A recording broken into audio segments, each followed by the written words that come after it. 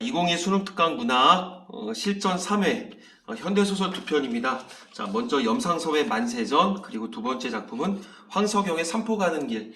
제목만 보면 알 수 있지만 우리 친구들 이제 둘 작품 다 여러형 소설이겠죠. 자, 이제 염상섭 같은 경우 1920년대 뭐 표본실의 청개구리, 그 다음에 임종, 제일 유명한 뭐 3대, 그 다음에 두 파산 같은 작품을 봐야 될 것이고, 그 다음에 황석영 같은 경우 1970년대 어떤 산업화를 다룬 작가로서 뭐랄까 객지 같은 작품, 요거랑 함께 봐야 될 겁니다.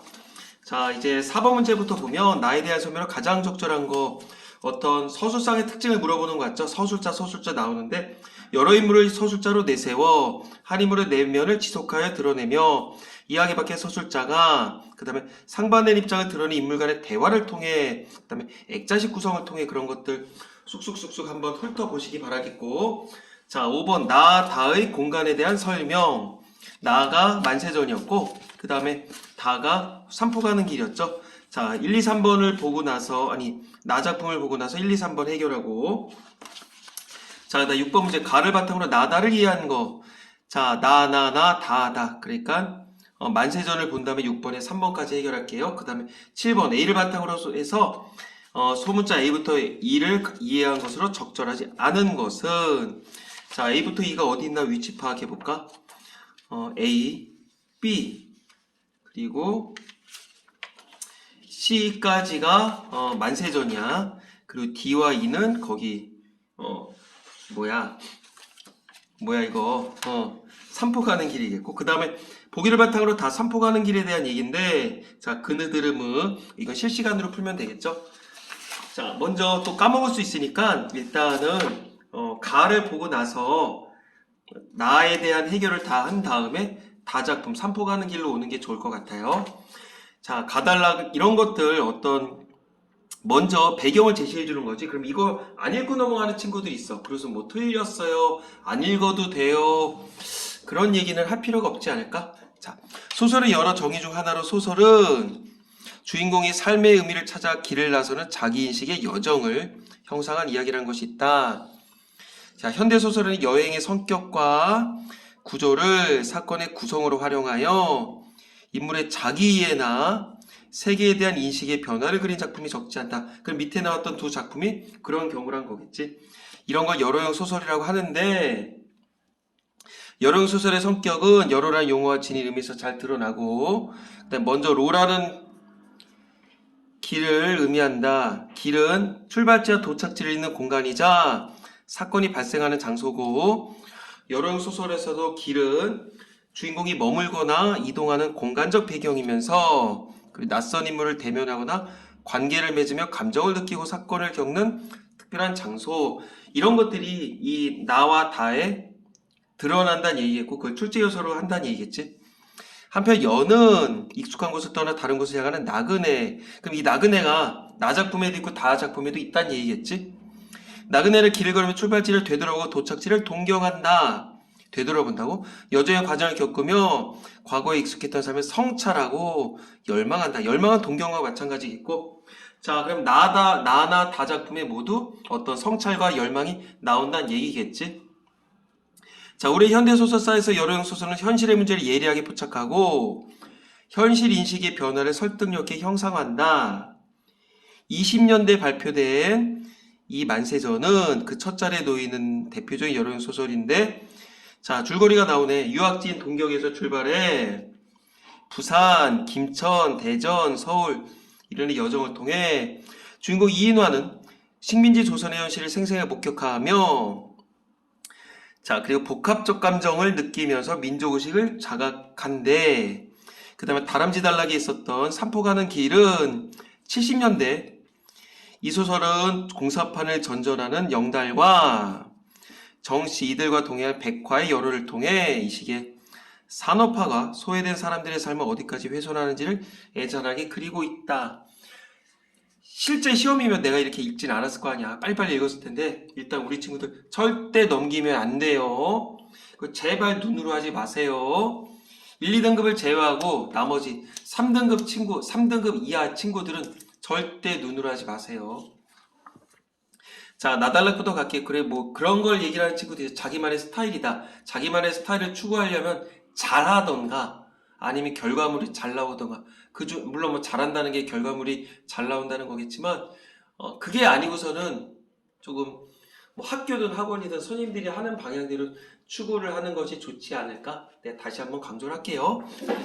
자, 쓸데없는 얘기 했고요. 이제 가볼게요. 자, 우리 형님은 군조예요. 니시무라 군조. 혹, 현공도 아시냐? 현공은 2인칭을 얘기를 하는 거야. 근데 현공은 조선에 오래 계셨느냐? 자, 이제 대화체인 것 같으니까, 혹시라도 이거 누가 얘기를 하는지 모르니까 한번 체킹을 하면서 가볼게. 네, 나 12여 년 내로 항상 내 집까지 드나들었다. 그러니까 집은 외지인데, 조선에 이렇게 드나들었나 봐. 하고선 골자는 시골자를 한참 멀뚱멀뚱 쳐다보다가, 대구 헌병대 그 양반이요? 알고 말고요. 그 양반은 나를 모르실지 모르겠지만 이거는 지금 B가 얘기를 하는 거였지. 그러니까 결국 A가 시골자겠죠. 시골 뜨내기 사람이겠고 골자는 그 자식, 그놈아 이제 이렇게 얘기를 하는 거야. 그 사람을 좀 낮춰서 얘기를 하는 거야. 물어본 거지 A가. 우리 형님이 이 군조인데 군조는 그 지금으로 하면 사무라이겠지. 그러니까 어떤 군인? 일제시대야. 그래 군인의 어떤 역할이랄까 어떤 뭐 권력이 얼마나 셌겠냐. 형씨, 우리 형아가 군인인데 당신 우리 형아 알아? 이렇게 물어봤는데 이제 B가 나는 많이 들었다. 그러면서 저 사람 봐라. 저 시골 사람이 자기 형님이 뭐 군인이라고 나한테 얘기를 하네. 아는 척하는 게 좋겠지. 이렇게 꿈뻑꿈뻑 바라보다가 예, 알아요. 그 사람이 날 알려나? 이제 요런 대화인 것 같아. 어째 그 말치가 안다는 말보다는 모른다는 말 같아. 이제 구라를 치는 거죠. 거짓말 하는 거야. 자, 어쨌든 10년에 한미천 잡아주셨겠어. 이번에 상인 비슷한 자가 입을 열었습니다. 이제 뭐 A, B, C겠지. 옆에 있었던 사람. 그러면 지금 이 공간이 어딘지 몰라. 웬걸 이제 조선도 밝아서 좀처럼 한미천 잡기는 어렵지만 거꾸로 얘기를 하면 조선이 밝지 않았으면 한미천을 잡기가 좋았겠지. 조선이 밝아졌다는 얘기는 결국 뭐야? 어떤 조선 사람들의 뭐 지식 수준이라든가 그런 어떤 문화적 혜택? 그런 것들이 좀 이제 계몽이 됐다는 얘기겠죠. 그리고 계몽이 안 됐으면 한미천 잡기가 한미천 잡기가 좋았을 거야. 그러니까 무식한 사람들을 대상으로 해서 돈을 버는 사람이겠지. 누가? B가. 그러나 조선 사람들 어때요? 이제 또 A가 물어보는 거지. 요번 말씀에 요번은 일본 여기 별표가 되어 있지만 일본 사람들이 우리나라 사람들 무시할 때 쓰는 용어라 보면 돼. 자, 젊은 놈들은 그래도 제법들이지만 촌애들 하면 대만의 생본보다는 낫다면 날까 이제 가서 보슈. 자, 생본은 그러니까 그 대만에 있는 어떤 그 부족이랄까? 그러니까 되게 우리나라 사람들을 완전히 이제 하대해서 취급을 하는 거겠지. 자, 대만의 생번이란 말에 그 욕탕 안에 들어있었던 사람들은 나만 빼놓고 모두 껄껄 웃었다. 거의, 욕탕이구나. 욕탕에서 이제 모르는 사람끼리 대화를 주고받았던 거야. 나는 차마 웃을 수가 없겠지. 나도 조선 사람인데. 그러나 나는 기가 막혀서 입술을 악물고 쳐다봤으나, 덩금이 서려서 걸자들에게 분명히 보이지 않은 모양이었다. 만약에 내가 막 이를 갈고 있는 것들을 사람들이 봤으면, 당신이 왜 안 웃어? 이제 분명히 그랬을 거야. 근데, 그나마 안 보였었나 봐. 자, 욕객은, 욕실에 있는 손님들은 꾸역꾸역 쏟아져 들어왔고, 사실 나는 그 소위 우국지사는 아니지만, 자기가 만국백성이라는 것은 어느 때나 잊지 않고 있기는 했다. 내가 뭐 열혈 투사 같은 건 아닌가 봐. 근데 내가 만국백성이라는 거 잊지 않았었고, 학교나 하숙에서 지내는 데는 일본 사람과 오히려 서로 통사정을 하는 이만큼 좀 낫다. 그러나 그 외의 경우의 고통은 참을 수 없는 때가 많다. 이게 무슨 말이냐면 그냥 뭐 어떤 통사정을 하는 이만큼 좀 낫다. 그러니까 뭐 내 얘기를 지금 내가 이 사람은 결국은 유학 중이다. 이 정도 알 수 있을 것 같아. 내 유학 생활을 하는데 그냥 통사정을 하는 이만큼 좀 낫다. 이게 통사정을 한다는 게 결국 뭐겠어? 내 얘기를 상대방에게 까발린다 이제 그런 걸 거 아니야. 근데 그 외의 경우의 고통은 참을 수 없을 때가 많다. 그래 결국 뭐냐면 내가 내 주변 사람들과 내 유학 중이니까 어떤 그 동료들이 있을 거 아니야. 걔네들이랑 조금 얘기를 하는 거 외에 어떤 일상생활하는 데는 좀 굉장히 식민지 백성으로서 뭐 차별을 받는다거나 좀 어려움이 있다. 그렇게 보면 될 것 같아. 자, 여기까지의 내용. 일단은 서술자가 좀 약간 추측한 것도 있었어. 아까 모른다는 말 같다. 그런 거 있었었고, 그 다음에 젊은이들 같은 경우든 제법들이지만 결국 어떤 젊은 사람들은 계몽이 돼서 조금 그 사람들을 대상으로 일본인의 입장에서 돈을 벌지 못하겠지만 손에 들어가면 아직까지 개화가 안 됐기 때문에 무식하다. 무식해서 그런 사람들을 대상으로 뭐 사기를 친다거나 그런 돈을 벌 수가 있다. 그리고 이런 식의 어떤 뭐 기가 막혀서 입술을 악물고 쳐다봤다. 어떤 뭐 분노겠지, 분노.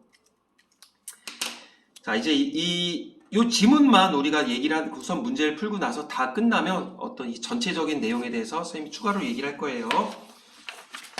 자, 그러나 또 한편으로 생각하면 만국백성이 된 지 벌써 근 10년 동안 이제는 무관심하도록 주의가 관대하게 내버려 두었었다. 어떤 심리상태의 변화가 있나 봐. 도리어 소학교 시대에는 시대상을 알 수 있는 용어였죠. 일본 교사와 충돌을 해서 퇴학을 하고 조선 역사를 가르치는 사립학교로 전학을 간다는 등 솔직한 어린 마음에 애국심이 비교적 열렬했지만 내가 어릴 땐 그랬나 봐. 차차 지각이 나아졌다는 얘기는 좀 이제 배웠다는 얘기야.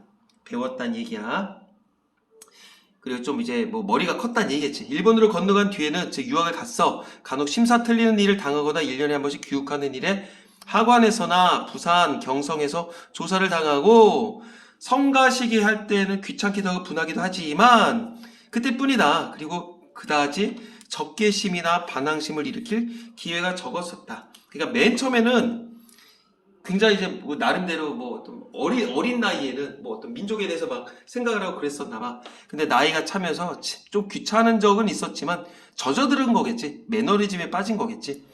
자, 적개심이나 반항심이란 것은 압박과 학대에 정비례하는 것이나 결국 뭐야? 압박과 학대를 많이 당하면 적개심과 반항심이 커진다는 얘기겠지. 사실은 그건 즉 적개심과 반항심은 민족적으로 활로를 얻는 유일한 수단이다. 이게 또 뭐겠어? 일본 놈들의 압박과 학대가 심해질수록 적개심과 반항심이 커졌을 뿐더러 그리고 사실상 그것은 민족적으로 활로를 얻는 유일한 수단이다. 결국 이런 것들을 뭐라고 보면 돼? 어떤 반일 감정이라 볼 수 있는 거겠지. 반일 감정이 내 개인의 문제가 아니라 어떤 민족적으로 우리가 생각할 수 있게 되는 것이다. 그런 얘기인 것 같아. 자, 그러나 7년이나 가까이 일본에 있는 동안에 왜 7년 동안 지금 유학생활을 하고 있나 보지?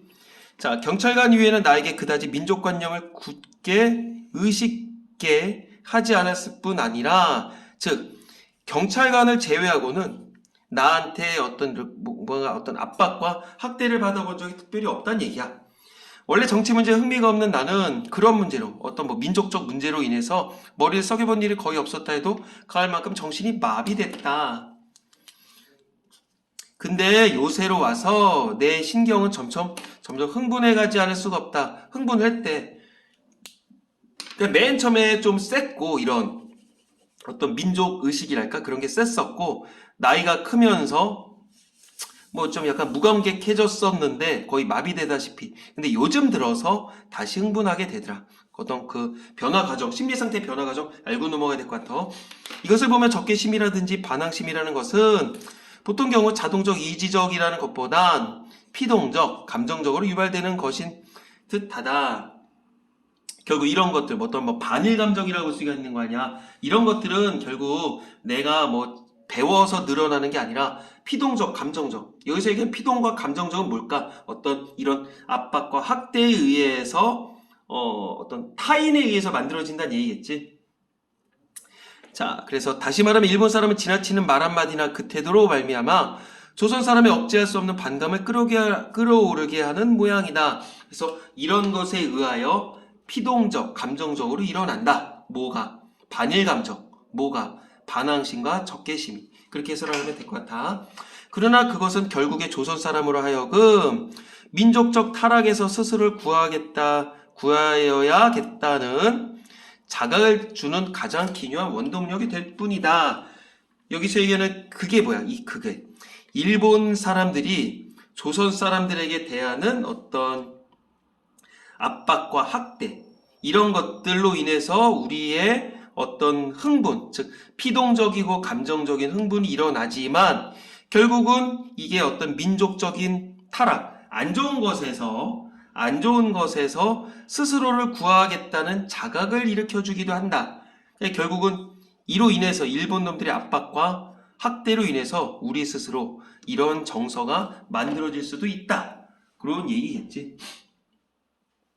자, 정리하자면 일본에 대한 적개심, 반항심은 조선인에게 스스로 뭔가 깨우칠 수 있는 그런 자각심으로 이루어진다. 이렇게 보면 될 것 같다. 내가 요즘 들어서 이런 걸 의식한다는 얘기겠고, 자, 지금도 목욕탕 속에서 듣는 말마다 귀에 거슬리지 않는 것이 없지만 그것은 될 수 있으면 많은 조선 사람이 듣고 오랜 목류병에서 깨어날 기회를 주었으면 하는 생각을 자아낼 뿐이다. 여기서는 목류병은 뭐야? 목류병은 원래 이렇게 자면서 이렇게 막 움직이는 건데 여기서 얘기하는 목류병은 그런 게 아니겠지. 이런 어떤 일본 놈들이 우리한테 주는 그런 압박, 무시, 정신적 학대들을 많은 사람, 조선 사람들이 듣고 그리고 자동적으로 적개심이 유발이 돼서 그래서 민족적 자각을 일으켰으면 한다. 그냥 결국 어떤 오랜 목류병이라고 하는 건 뭐겠어? 어떤 민족적 자각이 일어나지 않은 상태를 얘기를 하겠지. 자, 중략. 자, 이제 목욕탕이었었어. 그 다음에 정거장 문 밖으로 나서서 눈을 바삭바삭 밟으며 큰 길거리로 나가니까 7년 전에 일본으로 달아날 때 오정 때 대전에 내려서 점심을 사 먹던 그 집이 어딘지 방면도 알 수 없이 시가가 변했다. 그만큼 개화가 됐다는 얘기인가 봐. 길 맞은편 쪽으로 쭉 늘어선 건 빈지를 들였으나 모두가 신축한 일본 상점이고 지금 대전에 있나 보지? 우동을 파는 구루마가 쩔렁쩔렁 흔드는 요령 소리만이 괴기한 소리에 처량하다. 자, 그 다음에 14~5쯤 말도 모르고 단신 혼자서 일본으로 간다는데 호기심이 있었던지 그러니까 15쯤에 가서 지금 7년 정도 됐으니까 이 서술자는 그 이인화는 한 22이나 23, 그 정도 됐겠지. 호기심 있었던 친절히 대접을 해주던 그때 그 주막집 주인 내외가 그립다. 이제 이게 다 끝나면 이제 서울까지 오는 그 여로에 대해서 쌤이 얘기를 해줄 거야.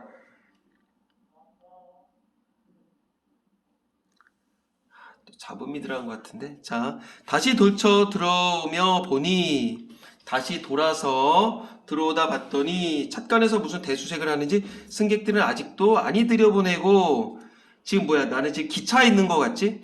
정거장 뭐 큰 길 뭐 대전 내렸대. 그리고 결박을 지은 여자는 어부나이가 깨서 보치니까 뭐 일어서서 서성거린다. 저지나목이라고 좀 풀어줄 일이지 하는 생각을 했더니 시퍼렇게 얼어서 앉은 순사가 불쌍하다가도 밉살 맞다. 뭐 계절적 배경도 슬쩍 나왔다 보시면 되겠고 뭐 전체적으로 그런 얘기야. 뭐 이제 뭐 정거장에서 내렸어. 눈을 바삭바삭 밟았어. 이제 결국 어떤 공간의 이동이 있어. 그리고 시가가 많이 변했어. 누가 예전에 봤었던 사람이 그리워. 그러다가 뭐 대수색을 하는지 옆에 사람들을 이렇게 살펴봤어. 목체관으로 들어오면서 목책이 뭔지 뭐 어떻게 알아? 자, 목체관으로 들어오면서 뭐 굳이 얘기를 하면 이거 울타리를 얘기를 하겠고 들어오면서 건너다 보니까 차장실 속에 있던 두 청년과 헌병도 여전히 이야기를 하고 섰어. 굉장히 내 주변에 있는 사람들을 이렇게 관찰하면서 묘사를 하고 있어. 나는 까다로이 처량한 생각이 가슴에 북받쳐 오르면서 한편으로는 무시무시한 공기에 몸이 떨린다. 무슨 말일까?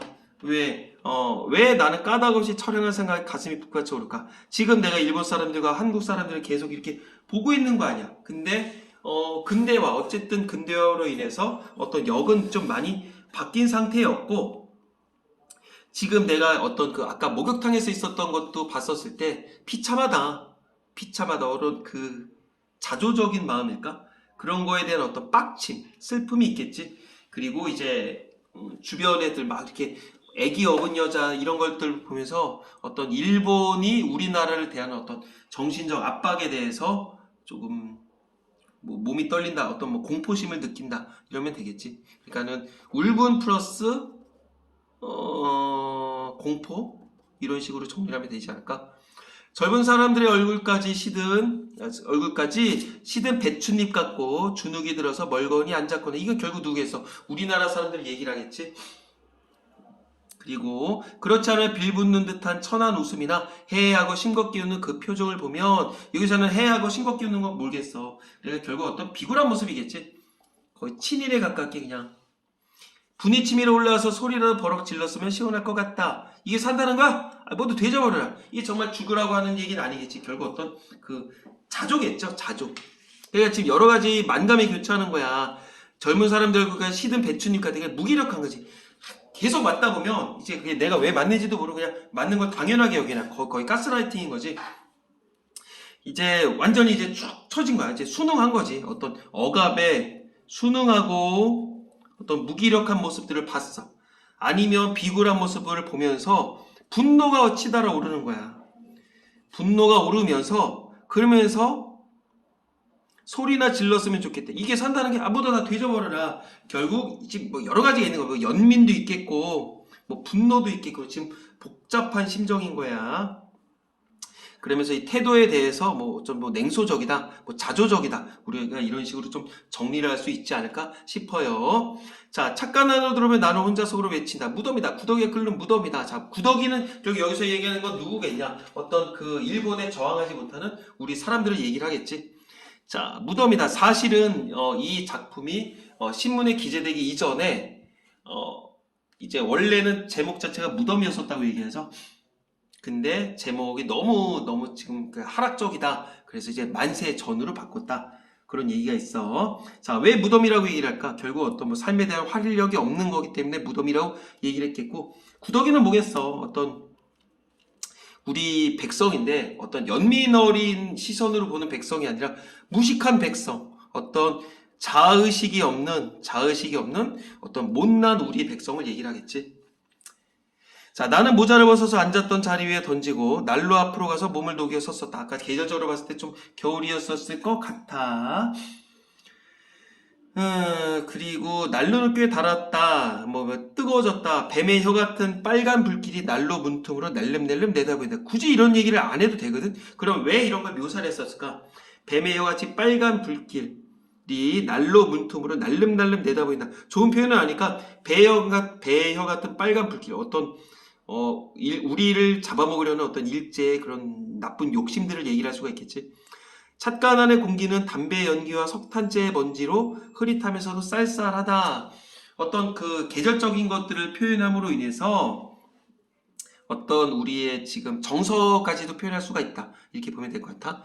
우중충한 남포불은 웅크리고 자는 사람들의 머리를 지키는 것 같으나 묵직하고도 고요한 압력으로 지그시 내리는 것 같다. 나는 한번 휘 돌려다 보면서 이게 결국 뭐냐면 지금 다 눌려 있는 거잖아. 그러니까 어떤 무기력한 상태 그렇게 보면 되겠지. 나는 한번 휘 돌려다 보면서 공동묘지다. 공동묘지 속에서 살면서 죽어서 공동묘지에 갈까봐 애가 말라는 갸륵한 백성들이다. 이제 여기는 뭐 연민의 의미도 있겠지. 자, 이게 지금 언어유희라고도 볼 수 있지 않을까? 공동묘지 속에 살면서 공동묘지에 갈까봐 여기서 얘기하는 어떤 사전적 의미의 묘지는 뭐겠어? 이 뒤에 있는 묘지겠지? 그럼 여기서 앞에 있는 그 공동묘지라고 하는 건 아무짝에도 할 수가 없는 그런 좀 상징적 의미로서의 공동묘지를 얘기를 하겠지. 어떤 식민현실. 백성들이 나하고 혼자 코웃음을 쳤었다. 여기서는 코웃음이 진짜 뭐 좋아서 웃는 건 아닐 거 아니야. 그러니까 좀 되게 자조적인 웃음이겠지. 자조적인 웃음. 자조적. 그렇게 가시면 될 것 같아. 그리고 굉장히 냉소적이고 결국은 웃으면서 나는 있다 안 보인다? 안 보인다. 그러니까 좀 개선의 의지는 안 보이는 어떤 그런 한계점이 있더라. 그렇게 보시면 될 것 같아. 자, 그럼 이제 일단은 문제를 풀어보고선 다람쥐 단락을 넘어가기 앞서 이 작품에 대해서 좀 추가적인 얘기를 하나 해줄게요. 자, 4번 나에 대한 설명을 가장 적절하고 여러 인물을 서술자로 내세웠다. 그딴 거 없었다. 그 다음에 한 인물의 내면을 지속해 드러냈다. 그의 현실인식을 부각하고 있다. 현실인식이 변했다 안 변했다? 변했다. 그래서 맨 처음에는 뭐 어떤 그런 의식이 있었는데 무감각해졌었고 최근에 들어서 어떤 역사의식이 만들어진다고 얘기했었지. 일단 답일 가능성이 있고 그 다음에 이야기 밖의 서술자? 아니었죠. 틀렸고 그 다음에 여기에 인물과 거리를 두면서 이 인물과 거리를 두면서라는 얘기는 이따가 얘기를 해주긴 할 거야. 어떤 상황에 대한 거리두기가 있고 주인공에 대한 거리두기 좀 두 가지로 나눠서 볼 수가 있거든. 굳이 이 일 먼저 하자면 상황에 대한 거리두기. 그러니까 이 상황을 이렇게 사진 찍어주듯이 보여주는 거야. 독자한테. 그래서 야, 니네 독자, 너네도 별반 다름없잖아. 너네도 좀 깨우쳐야 되지 않겠어? 성찰해야 되지 않겠어? 그런 걸 보여준다고 보면 되겠고, 그 다음에 주인공에 대한 거리두기라고도 볼 수가 있어. 결국 주인공 자체 이인화를 그렇게 썩 좋게 보진 않는단 말이야. 굉장히 허무주의에 빠져 있고 정말 뭔가 자각을 하긴 하지만 행동의식은 없고, 그러니까 그 주인공 자체를 비판하는 태도가 있어.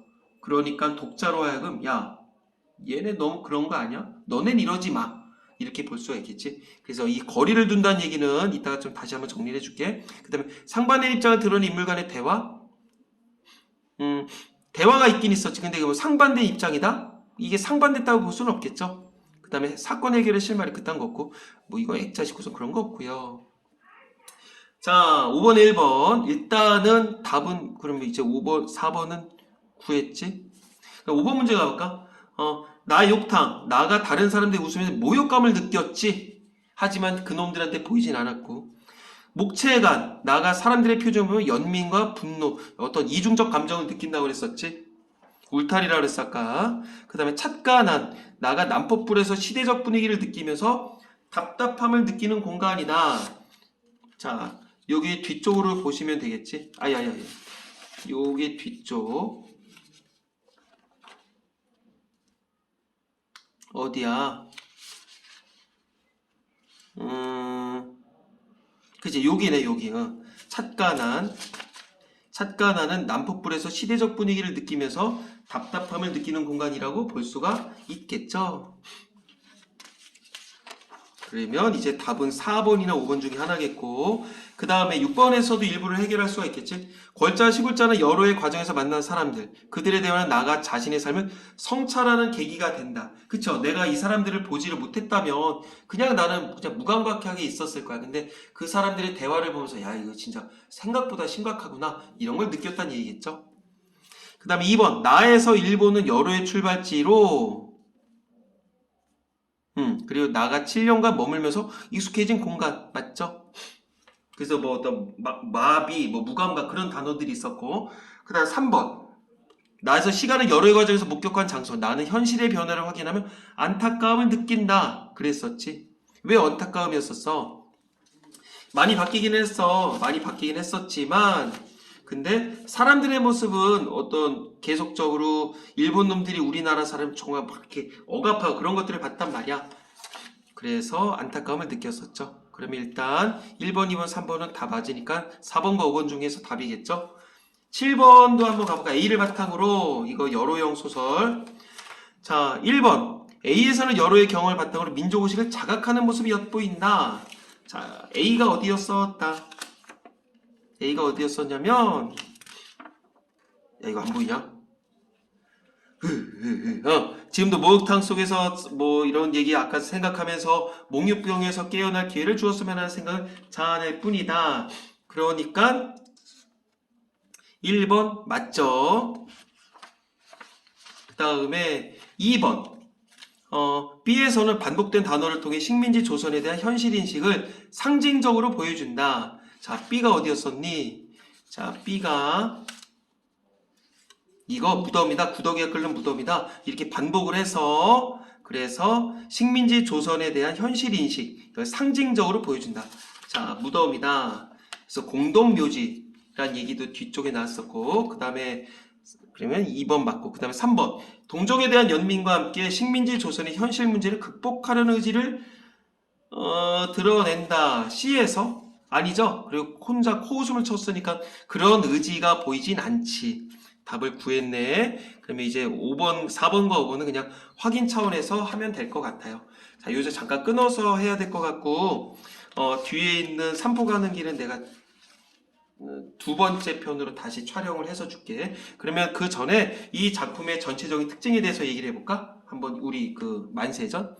일단 시점을 얘기를 하자면 1인칭 주인공 시점이겠지. 아까 1920년대라 그랬었고, 실제로 만세 이전에, 그 3.1운동 그 이전의 모습을 얘기를 하더라. 그렇게 보면 되겠고. 지식인이야. 근데 아주 굉장히 나약한 지식인이겠죠. 그래서 전체적으로 보면 굉장히 좀 사실적이다. 사실주의 소설의 대표적이다. 그 정도는 우리가 알고 있어야 돼. 그 다음에 공간이동을 통해서 이야기를 진행을 하더라. 이 공간이동은 아예 조금 이따가 디테일하게 얘기를 해줄 거고요. 그 다음에 비판의식. 비판의식을 우회적으로 얘기를 하지 않고 굉장히 직설적으로 드러내더라. 그 다음에 중요한 거. 상징적 의미가 많이 나와 있죠. 뭐 무덤, 공동묘지. 공동묘지에 살면서 공동묘지로 가려고 어쩌저쩌 그딴 것들이 있었잖아. 그 다음에 제일 중요한 거 의식의 변화가 있었죠. 맨 처음에는 열혈이었어. 근데 뭐 무감각해졌어. 근데 이제 와서 조금 약간 그 의식을 하게 됐어. 그런 거 있었고 그 다음에 거리두기가 있다 그랬었어. 거리두기는 두 가지가 있는데 어떤 상황에 대한 거리두기. 상황에 대한 거리두기. 그 다음에 주인공에 대한 거리두기 그렇게 보면 되겠고 상황에 대한 거리두기는 아까 뭐라 그랬다. 이 상황 자체를 이렇게 쭉 파노라마처럼 보여주면서 독자들한테 야 니네도 임마 자식들아 성찰해야 될 거 아니야? 그 얘기했지. 독자에게 어떤 성찰할 수 있는 계기를 주더라. 이렇게 보면 되겠고요. 그 다음에 주인공에 대한 거리두기라면 뭘까? 어떤 주인공에 대한 거리두기는 약간 따시키는 거지. 주인공을. 너 엄마 자식아 아는 척 하더니만 결국 너는 쥐뿔도 할 줄 아는 게 없어? 안 할 거야? 아무것도 안 할 거야? 어떤 이 주인공에 대한 그 허무주의를 비판한다. 이렇게 정리를 하면 되지 않을까? 그리고 지금 등장인물은 이인화밖에 안 나왔었는데 그리고 아까 전에 걸자라고 했었던 사람 나왔었고 이게 전체적인 제일 중요한 내용이더라. 그렇게 보면 될 것 같다. 그 다음에 전체적으로 보면 대상을 관찰하고 그 다음에 어떤 내면을 서술하는 그런 식으로 이야기를 진행한다 보시면 되겠고요. 많은 학교에서도 이거 내신 시험으로 내잖아요. 그래서 전체적인 조금 그 줄거리를 얘기를 하자면 왜 우리 친구들이 수능을 볼 때 이 작품이 나올 수가 있겠지. 그러면 일단은 배경 지식이 훨씬 많은 친구들이 유리할 거 아니야. 그래서 좀 먼저 맨 처음에 동경에 있었어. 동경에 있다가 그 하관의 어떤 배를 타서 부산에 도착을 해. 좀 이런 식으로 나누면 되지 않을까? 동경에 있었다가 하관에서 배를 타고 그 다음에 이제 부산에 도착을 해. 그리고 이제 지나가는 길에 김천에 들러. 쌤 지금 어디를 가는 거야? 지금 서울 가고 있어. 서울에 왜 가요? 아내가 죽었거든. 자, 김천에 가서 서울행 기차를 타게 돼. 그 기차 안에서 뭔가 에피소드가 있고 서울에 이제 도착을 해. 서울에 도착을 하고 서울에서 야 이건 진짜 아니다. 그래서 이제 동경으로 다시 컴백을 하는 그 과정이라고 보시면 될 것 같아. 자, 동경에서 있었어. 아내는 서울에 있었고 그래 뭔가 부부관계가 썩 좋지 않았다는 걸 느낄 수가 있겠죠. 아내가 위독하다는 얘기를 듣고선 이제 출발을 하게 되는 거야. 근데 이때까지만 해도 이 사람은 뭐 유학생으로 가 있었던 거잖아. 그러니까 사실 어떤 조선의 현실에 대해서 굉장히 무감각했었어. 무관심했었고 이제 들어오는 과정에서 약간 좀 이제 지나다가 이렇게 뭐 썸을 탔다가 그런 어떤 그 다방의 레지죠, 레지. 다방 여자를 만나게 돼. 그 이제 술집 다방 레지야. 술집 여자를 만나게 되니까 그 이름이 정자야.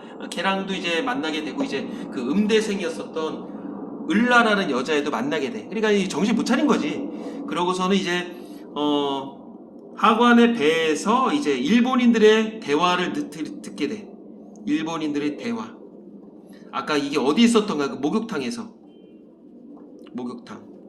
목욕탕에서 우리나라 사람들이 막 싸게 팔아먹고 막 여자들 팔아먹고 이제 그런 대화를 들으면서 이제 막 모욕감이 막 생기게 되는 거야. 그리고 이제 형사의 검문을 받게 돼. 형사의 검문을 받게 되면서 야 이거 진짜 내가 생각했었던 게 장난이 아니구나 하면서 뭔가 현실을 인식하고 그러면서 어떤 모욕감을 느끼게 돼. 이제 부산에 도착을 했네. 자, 부산에 도착을 해서도 이제 어떤 뭐 경찰의 조사를 받겠지. 경찰의 조사하고 이제 다른 사람들 조사하는 걸 내가 막 목격을 하게 돼. 그리고 여기에서 이제 또 그 술집 작부 술집 작부가 막 넋두리를 하는 거 이제 들으면서, 야, 이게 이 정도구나. 그 좀 도시임지가 되면서 말이 바뀌긴 했지만 이 정도로 일본이랑 우리가 차이가 있구나 이런 걸 놀라게 돼. 그리고 이제 김천으로 넘어가게 돼. 경유를 하는 과정에서 김천 형님을 만나. 김천 형님을 만나게 되면서 이때부터는 이제 생각이 바뀌게 되는 거야. 일본인을 욕한다기보다 야, 우리나라가 이렇게 지금 후졌어. 어떤 전근대적인 조선의 뭐 분노를 느끼게 되더라. 이렇게 보면 되겠지. 그리고 나서 이제 서울행 기차를 타고선 올라가는 길에 그러니까 뭐야, 어떤 형사 제복을 입지 않았고 그냥 민간인복을 입은 형사들을 보게 돼. 그래서 어떤 실상을 파악하게 돼. 여기서 어떤 것도 있냐면 우리나라 사람인데 일본 말로 대화를 하는 거야. 근데 누가 봐도 그 사람이 한국인인 걸 알아. 근데 어눌하게라도 억지로라도 막 일본 말로 대화를 하는 걸 보면서 참 비참함을 느끼게 돼. 그리고 거기 가면서 이제 갓장수를 만나게 돼. 갓장수와 제일 중요한 대화가 이제 그 어떤 화장 제도에 대해서. 일본은 영토가 좁아서 화장하는 문화가 있는데 우리나라는 키워코 무덤을 만들겠다고 하고 있는 거야. 그러면서 그 갓장수, 개화가 안 된 갓장수를 통해서 야, 이게 우리나라 이렇게 아직도 후졌구나. 그렇게 조금 느끼게 돼. 그리고 서울에 도착을 하네. 여기서 어떤 조선의 분노. 그래서 서울에 도착을 했었더니 막 형제들도 몇 명 있고 한데 아버지가 막 술만 처마시고 있고 내 아내는 위독했었는데 그러니까 어떤 정식적인 치료를 했어야 될 거 아니야. 근데 막 무당 부르고 막 이상한 짓 해가지고 아내가 죽게 돼. 그래서 또 서울에서 이제 아버지를 만나게 되고 그래서 분노가 치밀어 올라서 이건 안 되겠다 싶어서 무덤이야 하면서 이제 다시 동경으로 가게 되는 탈출이 된다. 탈출하게 되는 이야기야. 이게 전체적으로는 그런 흐름이더라. 이렇게 보면 될 것 같아요. 그래서 요 단락이 시험에 나올 수도 있고 요 단락이 나올 수도 있고 어디가 나올지 몰라. 그러니까 전체적인 줄거리 정도는 좀 우리 친구들이 알고 넘어가야 되지 않을까 싶어요. 여기서 잠깐 끊었다가 뒤에 있는 그 염상섭의 아니 황석영의 삼포 가는 길 가보도록 할게요. 자, 2021 수능 특강 문학 실전 3회 4번부터 8번까지 나머지 지문 완료할게요. 아까 전에는 염상섭의 만세전을 끝냈고요. 지금 이제 황석영의 삼포 가는 길인데 5번의 일부, 그 다음에 6번 문제의 일부, 그 다음에 7번의 일부, 그 다음에 8번 문제를 보면 되겠지. 자, 먼저 8번 문제를 통해서 배경 지식을 얻을 수가 있을 거야.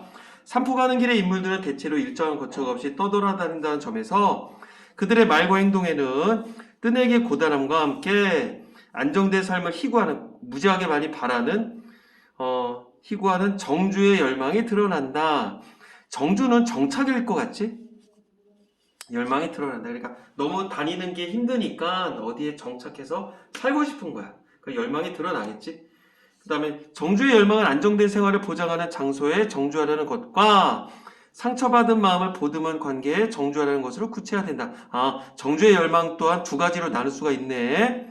첫 번째, 안정된 생활을 보장하는 것에 대한 거. 그 다음에 상처받은 마음을 보듬는 거. 이러한 열망의 좌절과 그 소외가 결말에서 그려지는구나. 열망이 또 좌절된다고? 아이고. 그 다음에 그 느낌이 결말에서 그려진대. 이게 어떤 이 작품의 현실주의적 태도를 반영했대. 두 작품 모두 어떤 여러용 소설이었었고, 여기까지 보면 어떤 사실주의, 이렇게 얘기를 할 수가 있겠죠. 자, 한번 지문을 가볼게요. 강물은 꽁꽁 얼어붙어 있었다. 쌤, 저 이거 안 읽어봤어요. 괜찮아. 일단은 문제를 풀이를 해보고선 이제 짜맞춰 가는 거야. 꽁꽁 얼어붙어 있었다. 얼음이 녹았다가 다시 얼건해서 우투두투한 표면이 그리 미끄럽지 않았다. 바람이 불어서 깨어진 살얼음 조각들을 날려 그들의 얼굴을 따갑게 때렸다. 어떤 계절적인 배경도 있겠지만 중요한 거는 이런 것들을 묘사한 이유가 다 있을 거란 말이야. 어떤 이런 것들이 이 등장인물들의 심리 상태랑 연관성이 있겠지. 자네 저쪽 다림목에서 버스나 기다릴 걸 잘못했나봐요. 자, 등장인물들이 아까 전에 어떤 상황인지 나왔어서 뜨내기들이라 그랬었어. 저쪽 다림목에서 버스나 기다릴 걸 잘못했나봐요. 숨을 헉헉 들이켜던 영다리가 투덜댄데 그랬더니 정씨가 말을 하더래. 자주국에서 언제 올지도 모르. 그보다도 현금을 아껴야지. 굶어도 돈 있으면 든든하니까. 자, 그러니까 결국은 정착지가 없으니까 이런 행동을 할 수밖에 없겠지. 하긴 그래요. 월출 가면 남행열차를 탈 수 있어. 거기서 기차 타려. 지금 뭐 월출이 어디야? 뭐 월출이 뭔지 몰라. 근데 남행열차를 탈 수가 있대. 이제 거기 같이 가자고 얘기를 하는 거 같지? 돼 가는 대로. 그런데 삼포는 어느 쪽이요? 자, 정씨가 막연하게 남쪽 방향을 턱짓으로 가르쳤다. 그러니까 정씨한테 삼포가 아는 동네인가 보지? 그리고 이거를 지금 누구야? 영다리가 물어본 것 같아. 그러니까 거기서 기차 타려 정씨가 물었어. 그랬더니 돼 가는 대로. 그래 결국 영다리는 어떤 그 거주지가 있는 거야 없는 거야? 거주지가 없는 상태인 거야. 자, 남쪽 끝이요. 사람이 많이 사는 삼포라는 데가 영다리가 물어봤지. 한 10집 살까? 정말 아름다운 섬이요. 비옥한 땅은 남아 돌아가고 고기도 얼마든지 잡을 수 있고 말이지. 자, 영다리가 얼음 위로 미끄럼을 지치면서 말했습니다. 야, 그럼 거기 가서 아주 말뚝을 밟고 살았으면 좋겠네. 자, 그러니까 이제 결국 그 정씨의 입장에서는 한 10집 사는 굉장히 이제 사람들이 없는 좀 뭔가 어떤 파라다이스적인 그 삼포를 가고자 하는 거겠고, 영다리는 그런 고향이 없는 거 아니야. 정착지가 없다 보니까 정씨를 따라가서 좀 거주하고 싶다 이런 거겠지. 관용구도 나왔고 좋지. 하지만 댁은 안 될걸. 댁이 누구겠어? 영다리겠지. 어째서요? 다관 사람이니까. 그들은 얼어붙은 강을 건넜습니다. 자, 결국 그리고 이제 구름이 몰려들고 있었다. 그러면 얼어붙은 강을 굳이 안 얘기를 해도 되거든. 근데 굳이 이런 식으로 얼어붙은 강을 얘기를 했다는 건 뭐겠어?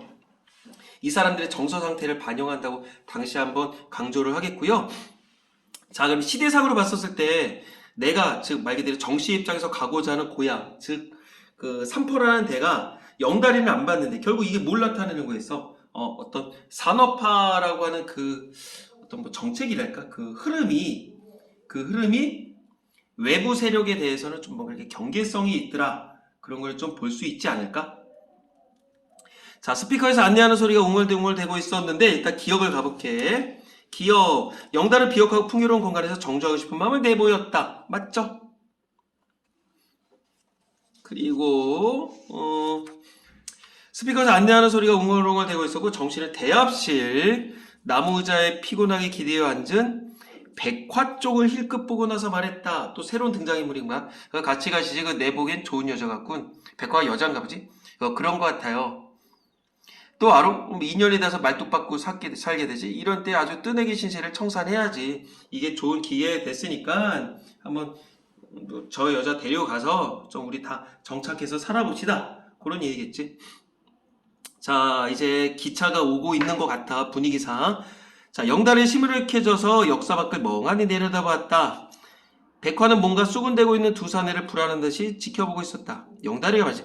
어디 능력이 있어야죠. 삼포에 같이 가실라우? 어쨌든 영다리가 뒷주머니에서 꼬깃꼬깃한 500원짜리 2장을 꺼냈다. 여기까지 보면 이거야. 등장인물이 지금 3명 있는 거 아니야? 정씨가 있고 영다리가 있고 물론 이제 끝나고 나서 얘기를 해줄 거야. 정씨의 고향이 삼포인 거지. 얘는 거주지가 있어 없어? 거주지가 없고 정씨를 이제 따라가려고 하는 거겠고 여기에서 이제 백화라는 여자애를 만난 거야. 그리고선 또 알아? 이제 이렇게 이게 얘기했었던 게 이제 정씨인 것 같아. 그래서 근데 영다리가 시무룩해져서 밖을 봐. 같이 가자 차마 말을 못하는 거야. 어디 능력이 있어? 그러니까 어떤 영다리는 경제적 능력이 없는 거겠지. 그러니까 사실은 이제 굳이 얘기를 하자면 배경 지식에 대해서 얘기를 하자면 예전에 이제 옥자라는 여자가 함께 살긴 했었어. 근데 이제 경제적 능력도 없고 그리고 너무 가난한 거로 이제 둘이 이제 헤어지게 됐거든. 그래서 사실은 지금 아무도 옆에 없는 상태인 거야. 자, 삼포에 같이 가실라우? 그리고선 꼬깃꼬깃 2장을 꺼냈고 저 여자 보냅시다. 이제 같이 못 가겠다는 얘기지. 영대리가 표를 사고 삼립빵 2개와 찐 달걀을 샀어. 백화에게 그는 말했습니다. 이 2개를 왜 샀을까? 뭐 자기가 먹으려고 하는 것도 있겠지만 뭐 백화를 주기 위해서 사지 않았을까? 자, 백화에게 말을 합니다. 우린 뒷차를 탈 텐데 잘 가시오.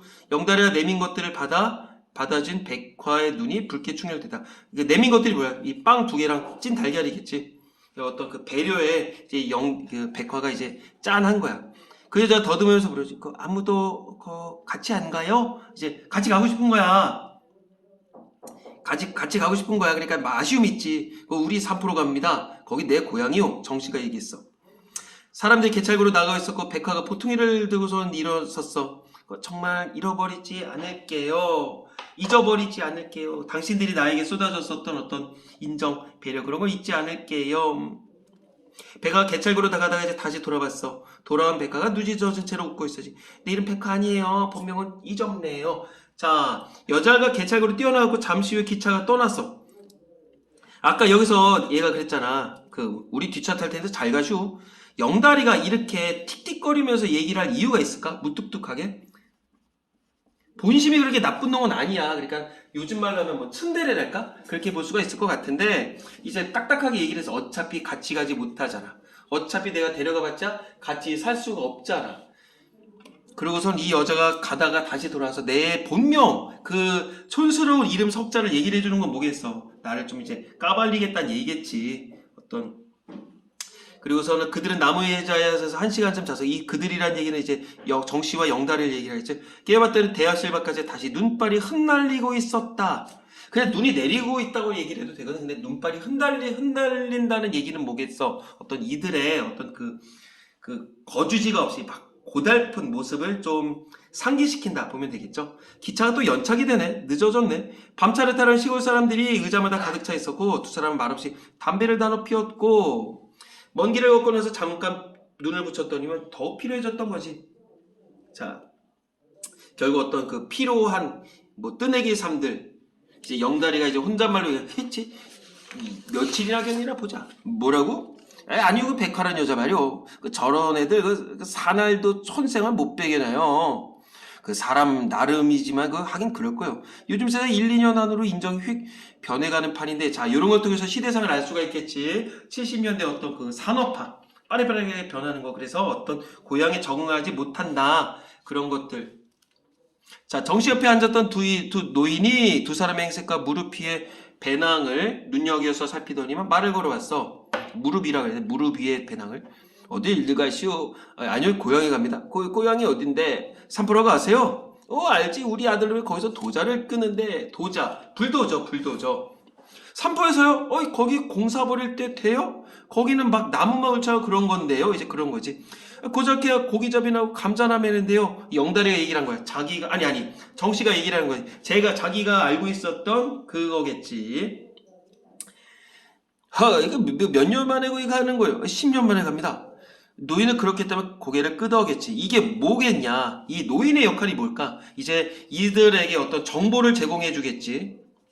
정보를 제공해 줄까? 이 삼포가 얼마만큼 변했는지 정보를 제공해 줄 것이고 결국은 이 삼포가 변한 모습 어떤 뭐 주제의식을 표출한다 이렇게 볼 수가 있겠지. 10년 정도면 많이 변했군. 이렇게 하면 고개를 끄덕인 거야. 말도 마루 집 육지여. 바다에 방톡 쌓아놓고 뭐 트럭이 수십 대씩 돌날르고 있어. 뭐 때문에요? 낸들 아는 뭐 관광호텔 여러 대 짓는다면서 복잡하게 일을 말할 수 없어. 동네는 그대로 있을까요? 그대로 뭐요? 맨 천지에 공사판 사는데 장까지 들어섰는데 그럼 나룻배도 없어졌겠네요. 자, 한번 이렇게 해볼게. 내가 하트 치는 건 어떤 전통적인 거겠지. 바다에 왜 신장로가 났는데 이 나룻배 뭐에 쓰려고? 사람이 많아지니까 변 거지. 이러면 하늘을 잇는 법이거든. 뭐겠어? 어떤 하늘을 잇는다는 건 뭐겠까? 어떤 자연을 그대로 따르지 않고 자연을 뭔가 거부한다는 얘기겠지. 그렇게 보시면 될 것 같아. 자, 결국 이 어떤 이 노인의 이 대사가 가장 중요한 문구라고 해도 문제가 없어. 결국 어떤 산업화, 무분별한 산업화를 비판하더라. 이런 것들. 자, 10년 동안 무지하게 변했어. 이런 거 사자성어로 뭐라 그러지? 어떤 상전벽해. 요 정도는 좀 알고 넘어가야 되겠지? 작정하고 벼르다가 찾아가는 고향이었으나 누구 입장에서? 정씨 입장에서. 정씨에게 풍문마저 낯설었다. 이제 들리는 이야기 자체가 너무 낯선 거야.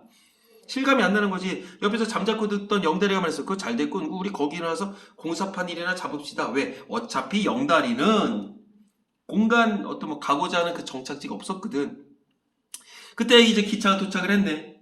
자, 기차에 도착을 했어. 근데 정씨는 발걸음이 내키지 않았지. 내가 생각했었던 그 어릴 적의 그런 파라다이스, 그런 공간이 이제 아니라는 거지. 그는 마음의 정처를 방금 잃어버렸기 때문이었다. 어느 결에 정씨는 영달이와 똑같은 입장이 되어버렸다. 결국 고향 없이 뭐 떠돌게 되는 신세가 됐다는 거겠고, 기차가 눈발이 날리는 어두운 들판을 향해서 달려갔다. 왜 굳이 기차가 달려갔다고 얘기를 했었을까? 주체성을 약하게 하는 거지. 주체성을 약하게 하고, 이 두 사람의 주체성을 약하게 하겠고, 결국 앞날이 밝지 않은 어떤 미래를 암시하더라. 이렇게 보면 될 것 같아. 그 다음에 굳이 어두운 들판이라고 안 해도 되는데 어두운 들판을 간다는 얘기는 어떤 정씨의 정서 상태를 얘기를 한다. 이 정도 보면 되겠지. 자, 그래서 일단은 문제를 풀어보고 얘기를 해볼까? 자, 5번 문제. 다의 얼어붙은 강은 정씨와 영달의 사소한 갈등이 대화의 과정에서 심화된다. 뭔 소리야? 그런 거 없죠. 그 다음에 답은 이거겠고, 그 다음에 대화 없이 백화가 헤어지면서 정씨와 영달의 자신의 진심, 그래서 이름을 얘기를 해주지. 답은 4번이겠고요. 자, 그 다음에 이거 가볼까? 다에서 삼포는 여로의 목적지로, 영달의 여로는 동경하는 고향으로 돌아가는 귀향의 성격을 기진다. 아니죠. 이거는 정씨 입장이었지. 백화는 영달이 여로의 과정에서 만난 사람으로 빵과 달걀은 그녀에 대한 영달의 호의를 드러냈죠. 자, 7번. D에서는 과거의 풍경을 잊고 관광지로 급변한 삼포의 산업화된 모습이 엿보인다. D가 어디였니? D가 그쵸. 관광호텔을 짓는다. 그러면 결국 급변한 삼포의 산업화된 모습이 드러난다고 볼 수가 있겠죠. 그리고 이에서는 산업화로 인해 사람들이 삶의 본질적 가치를 잃어버리고 있음을 나타낸다. 이가 뭐였어? 그치, 이거 맞고요. 자, 그 다음에 이거 그느들으면 실시간으로 왔다 갔다 했으면 더 좋았을 거야. 문제를 풀 때는. 자, 이거 기억은 맞고, 니은에서 정씨는 영달이 관계에 정주하여 뜨내기의 삶을 벗어나기를 바라고 있다. 니은에서 또 하루 인연이 닿아서 어쩌고저쩌고 달지 정치 신세 청산해야지. 맞죠? 그 다음에 디귿에서 백화는 관계에 정주하고자 했으나 관계에 정주하고자 한다. 계속 이제 커넥션을 하고 싶었다. 근데 관계를 계속 잊지 못해 안타까워하고 있다. 그쵸? 그 다음에 리을에서는 리을이 뭐야? 먼 길을 긋고 어쩌고저쩌고. 자, 한 곳에 정주하지 못하고 떠들면서 정씨와 영달의 경우 끝내기 고단함. 맞죠? 미면에서 정씨의 좌절에 대한 영달의 공감을 통해 이 작품의 현실주의적 태도를 드러낸다. 정씨의 좌절에 대한 영달의 공감이 나온 게 아니겠지. 영달이와 똑같이 고향을 잃고 떠돌 수밖에 없는 그런 상황을 얘기를 하는 거겠죠. 그러니까 답은 5번. 이렇게 정리를 하면 문제풀이는 됐고요. 그 다음에 이 삼포 가는 길에 대해서 좀 어떤 개괄적인 얘기를 해줘야 될 것 같아요. 자, 삼포 가는 길은 삼포는 실질적인 공간이 아니야. 어떤 그냥 추상적인 공간이라고 보시면 되겠고, 일단 정씨 입장에서는 어떤 공간이다? 정씨 입장에서는 고향이었었지. 어떤 정서적 안식처였었고, 그 다음에 영달은 뭐였었어? 영달의 입장에서는 아무런 여기 어떤 정서적으로 흡수할 만한 그런 게 없어. 하지만 얘 입장에서는 경제적인 목적이겠지. 정착을 해서 돈을 벌고 싶다. 그 뭐 여자 입장에서는 없는 거겠고, 그 다음에 이제 삼포를 이제 한자로 풀어 쓴다면 숲이 울창한 바닷가 마을을 상징하거든. 바닷가 마을로 풀어서 해석을 할 수가 있거든. 결국 그러니까 뭐겠어? 어떤 산업화랑은 정 관련성이 없는 어떤 정서적 안식처, 이렇게 보면 되겠지. 자, 이게 어떤 제목의 가장 큰 특징이겠고, 그 다음에 맨 마지막 이거 얘기 안 했다. 열린 결말로 끝나더라. 열린 결말로 끝내서 뭐 암울한 미래를 암시한다. 그 다음에 인물의 내면을 상징한다. 그 정도 보면 되겠고요. 그 다음에 중요했었던 거는 등장인물들에 대해서 몇 가지는 좀 알아두는 게 좋지 않을까 싶어. 정씨 같은 경우는 교도소에서 출감을 했어. 교도소에서 출감을 한 거야. 그러고선 고향을 가려고 하는 거지. 그러니까 거의 지금 10여 년 만에 가게 된 거야. 그 다음에 이제 영다리는 딱 보자마자 그냥 보면 알겠지만 그냥 막노동꾼. 그랬었고, 그 백화라는 여자가 여기 앞쪽에 나왔었는데, 백화는 사실 이제 이게 예전에 영화로도 나왔거든요. 그 술집 작부야. 술집에서 있다가 거기에 주인의 돈을 훔쳐서 도망을 나와서 이제 막 거기 주인이 막 이 여자 막 때리고 막 그랬거든. 그래서 도망나서 막 전전긍긍하고 있었는데 이제 지나가던 그 겨울이었어. 논 한밭에서 막 오줌을 싸고 있는 거야. 근데 그 당시 때 이제 그 영달이랑 정씨가 그 이 백화가 도망쳤었던 술집에서 술을 먹고 있었고 이제 주인이 화가 나가지고 이런 여자가 있는데 도망갔다. 이 여자 데려오면 내가 현상금을 주겠다. 그랬었고 그 얘기를 듣고 나서 정씨와 영다리가 바깥으로 막 나가다가 논밭에서 오줌을 누고 있는 이 백화를 만나게 되는 거야. 첫인상이 서로 좋진 않았었어. 근데 둘 다 막 뜨내기 인생들이고 하다 보니까 영다리가 백화에 대해서 좀 약간의 어떤 그 연민이랄까? 동병상련 같은 마음을 느끼게 돼. 그렇게 되면서 약간의 썸까지는 아니겠지만 정서적 교류가 있게 되는 거. 그렇게 풀면 될 것 같아. 자, 그리고 제일 중요한 건 여러용 소설이니까 어떤 이 길의 의미에 대해서 얘기를 해야 될 것 같아. 맨 처음에 고립된 상황이었었지. 근데 이제 지나게 되면서 어떤 정서적 교감을 하게 되더라. 그게 이 소설에서의 제일 중요한 것이다. 보면은 될 것 같아. 그 다음에 시간의 흐름에 따라 공간의 변화가 있겠고 여운 남기고 그 다음에 전지적 작가 시점 그 정도 좀 적어놓을까? 전지적 작가 시점이 있겠고요. 그 다음에 용어 자체가 딱 잘라서 말을 안 해. 말끝을 흐려. 말끝을 흐리는 방식을 취해. 그리고 전지적 작가 시점. 그 정도 하면 일단 두서없지만 중요한 내용들을 다 잡은 것 같거든요. 한 번쯤 꼭 읽어봐야 되지 않을까 싶어요. 그래서 황석영의 객지라는 소설과 함께 읽어보기 바라겠습니다. 여기까지 갈게요.